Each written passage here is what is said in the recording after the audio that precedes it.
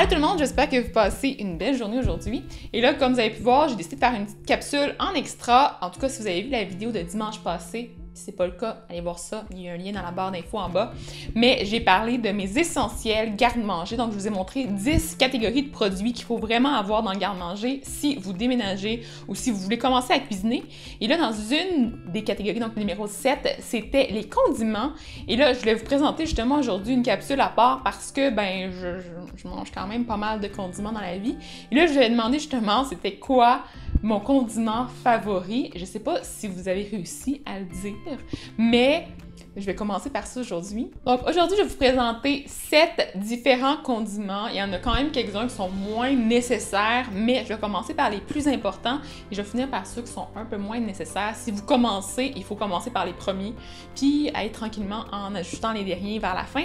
Mais la première chose que vous devez avoir dans votre frigo, c'est de la moutarde. Donc, moi, j'ai genre 50 pots dans mon frigo. Souvent, je les finis assez rapidement parce que j'en mange presque à la cuillère. J'en ajoute sur des morceaux de crudité et je mange ça comme ça. Souvent, j'ai des moutardes plus fortes, comme celle-ci est vraiment forte, c'est comme une Dijon piquante.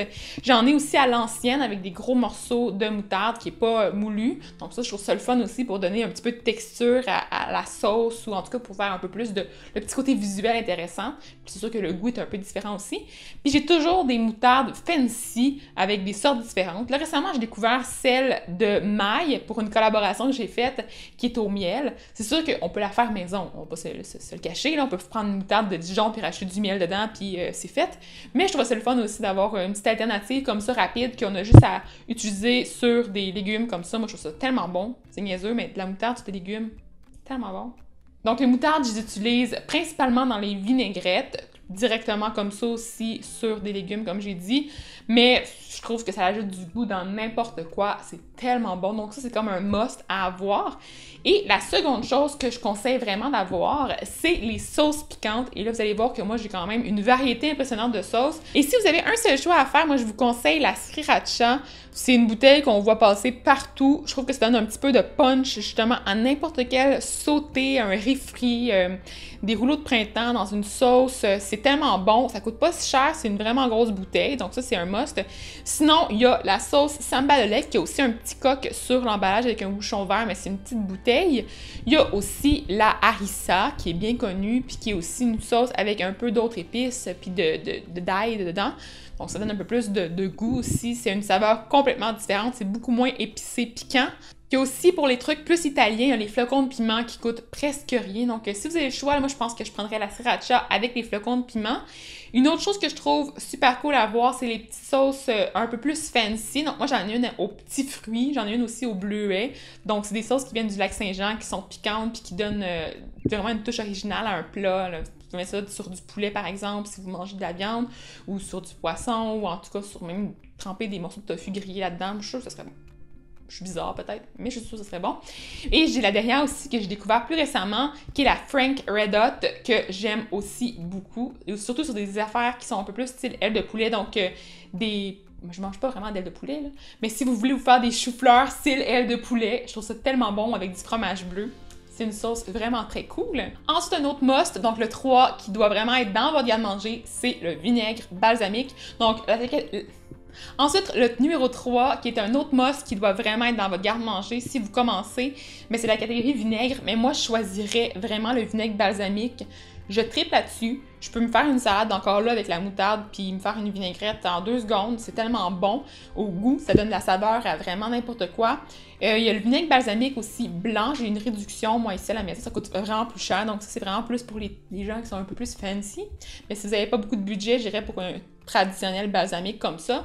Sinon, il y a le vinaigre de riz aussi qui est intéressant si vous cuisinez un peu plus asiatique.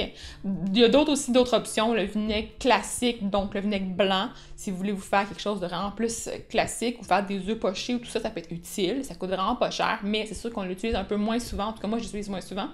Et il y a le vinaigre de cidre de pomme aussi, qui est une alternative cool. J'ai aussi généralement du vinaigre de vin rouge ou du vinaigre de vin blanc, mais en tout cas, mon préféré, c'est vraiment celui-là, le balsamique. C'est tellement bon. On peut se faire une réduction aussi maison là, avec ça. Ensuite, le numéro 4, vous allez voir, j'ai pas mis l'huile dans les premiers, même si l'huile aurait dû être quand même, c'est quand même important. Mais je vous avoue que j'aime ça aller chercher mes matières grasses dans d'autres choses, par exemple dans les avocats, dans les noix, tout ça. Donc, j'aime ça l'huile, mais je cuisine pas tellement avec de l'huile généralement. Même mes vinaigrettes, j'ajoute tellement pas beaucoup d'huile dedans. Le must, c'est sûr que je dirais que si vous n'avez pas beaucoup de budget, j'irais vers l'huile de canola, qui est un passe-partout, qui fonctionne pour tout, qui résiste à la chaleur assez bien. Sinon, si vous avez un peu plus de budget, j'ajouterais aussi l'huile d'olive comme ça, extra vierge, qui est quand même vraiment intéressante pour les vinaigrettes. Ça, c'est une marque vraiment pas fancy, là, fait que ça coûte pas cher celle-là. Vous pouvez opter pour une marque un peu plus chère, puis y aller un peu plus avec parcimonie, puis l'utiliser juste dans des vinaigrettes. Si vous l'utilisez dans des cuissons, vous perdez beaucoup de bénéfices, donc ça sert pas à grand-chose d'avoir pris une extraction pressée à froid, là. Ça sert pas à grand-chose pour les nutriments si vous la faites cuire à haute température. Si vous mettez ça dans la friteuse, ça sert pas à grand-chose. Pour la friteuse, j'utiliserais l'huile de canola. Et une autre huile que j'aime bien avoir, si vous avez le choix, c'est l'huile de sésame grillée qui est parfaite pour tout ce qui est asiatique. Comme elle est grillée, il y a vraiment un petit goût caractéristique, typique, qui est tellement délicieux. Donc, si vous avez le budget pour avoir les 3 types d'huile, je pense que c'est vraiment le best. Sinon, moi, j'ai d'autres huiles. J'ai des huiles de noisettes grillées, des huiles de pépins de raisin, des huiles fancy dans toutes les sortes. Mais je pense que ça, c'est les 3 must à avoir si vous commencez, en commençant par l'huile de canola. Ensuite, si vous cuisinez asiatique, vous allez comprendre que la sauce soya ou la sauce tamarin, c'est comme des musts à avoir aussi pour le petit côté salé, puis aussi pour le goût. Donc, celle-ci est vraiment faite à partir de soya fermenté, donc c'est les versions traditionnelles.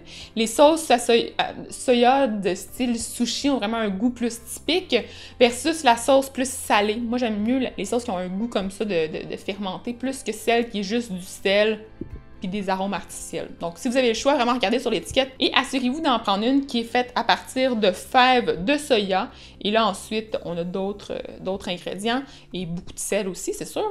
Mais je trouve que les goûts sont meilleurs dans celle-ci. La 6e chose que je voulais vous présenter, c'est des petits pots comme ça avec des fines herbes dans l'huile. J'ai 3 sortes ici à la maison, mais il en offre vraiment plein d'autres. Donc moi, j'ai le basilic, le thym et l'origan. Il y a aussi de la citronnelle qui est vraiment cool. Il y a vraiment plein d'autres sortes d'herbes ou de composés qui sont vraiment super intéressants. Il y a du gingembre aussi, je pense. En pot comme ça, c'est pratique pour les sauces, les vinaigrettes, les marinades, ça donne du goût. C'est encore meilleur, je trouve, que les épices qui sont séchées. Et c'est une bonne alternative parce que des fois, garder des fines herbes fraîches de toutes les sortes, bien, il y a de la perte. Donc, je pense que c'est intéressant d'avoir une version comme ça, là, pour surtout quand il y a des cuissons. De toute façon, on perd quand même une bonne la fraîcheur. C'est sûr que dans une salade, ben, c'est sûr que c'est le fun dans une vinaigrette, mais pas nécessairement comme... Je remplacerais pas nécessairement la coriandre, par exemple, par la version en pot, dans une salade. Mais pour les sauces, c'est pratique, c'est super bon. Donc, si vous voulez voir des recettes dans lesquelles je les ai utilisées, je vais essayer de vous en mettre dans les informations en bas, dans la barre d'informations. Je sais qu'il y a le potage que j'avais fait avec Catherine et qui contenait, je pense que c'est le thym. Mais en tout cas, c'est très bon. Et la dernière chose que je vais vous présenter, donc la 7e chose, c'est la sauce Worcestershire. Worcestershire? Wow. En tout cas, sans nom, parce que je suis cheap de même. Vous allez voir, là, c'est ma première bouteille que j'ai achetée à vie. J'en utilise pas si souvent que ça, mais si je veux faire quelque chose qui goûte un peu plus la viande, c'est bizarre, mais je trouve ça le fun d'utiliser ce condiment-là. Je l'utilise pas si souvent, mais quand je l'utilise, je trouve que ça donne un petit saveur que j'aime beaucoup. C'est très salé, c'est vraiment pas un must, c'est vraiment pas la chose que vous devez avoir dans votre frigo ou dans votre garde-manger, mais... Je trouve ça le fun quand même. C'est pas végétalien par contre parce que ça contient des anchois. Donc il faut noter ça. Je sais qu'en vente, par exemple, la végétalienne que vous pouvez acheter, il va être marqué dessus. Là, je pense qu'il y a plusieurs compagnies qui en offrent. Là. Vous pouvez faire des recherches. Les magasins de santé naturelle, c'est sûr qu'ils en ont. C'est le fun pour faire justement du sétan, par exemple, là, si vous voulez acheter plus de saveur. Ça marche très bien. Donc voilà, c'est pas mal tout pour la capsule dans laquelle je voulais vous présenter mes préférés condiments de la vie. Donc toutes les musts qu'il faut avoir si vous voulez déménager en appartement ou si vous voulez cuisiner un peu plus. Donc j'espère que ça vous a plu. Comme d'habitude, mettez-moi des commentaires en bas si vous avez des commentaires, des suggestions, des idées. Si vous pensez que j'ai oublié quelque chose aussi, dites-le moi dans les commentaires. Abonnez-vous à ma chaîne si ce n'est pas déjà fait. Et là, commentez-moi aussi dans les commentaires en bas si vous voulez voir la vidéo des essentiels pour le frigo. Donc, je vais travailler là-dessus si ça vous intéresse. Et on va se revoir dans une prochaine vidéo. Bye!